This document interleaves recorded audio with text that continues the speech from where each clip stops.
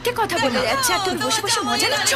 এই দেখো, তুমি আমাকে মিথ্যে কথা বলতে বারণ করেছিলে, আমি শুনেছি, কিন্তু ওদের কি করে বারণ করি বলো তো?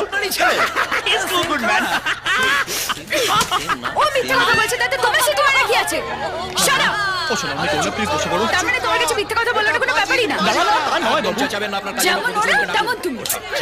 আমি এই সিনেমা দেখবো না, ব্যাস। না, আমি অনেক আলাদা বাবু। শোনো, তোমার এইসব দোষ যদি আগে জানতাম না তাহলে আসতামই না তোমার সঙ্গে। আমি এই ধরনের সিনে আর হাসবো না। তার মানে তুমি ওরকমই।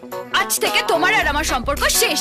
Breakup breakup breakup. বাবু, ও বাবু, এই সামান্য কারণে ব্রেকআপ, দ্যাটস সো সিলি না? এটা তোমার কাছে সামান্য কারণ? হ্যাঁ, আরে আমি তোমার সাথে কথাই বলছি কেন, আমাদের তো ব্রেকআপ হয়ে গেছে। বেবি বেবি, আচ্ছা আমি আর এই ধরনের সিনেমা দেখবো না, তোমার দিব্যি।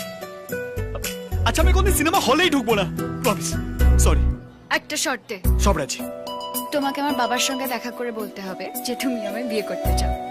ও মা, এই চালিয়ে দিয়ে দেবে? হ্যাঁ, বাবা তো বিয়ে দেওয়ার জন্য রেডি।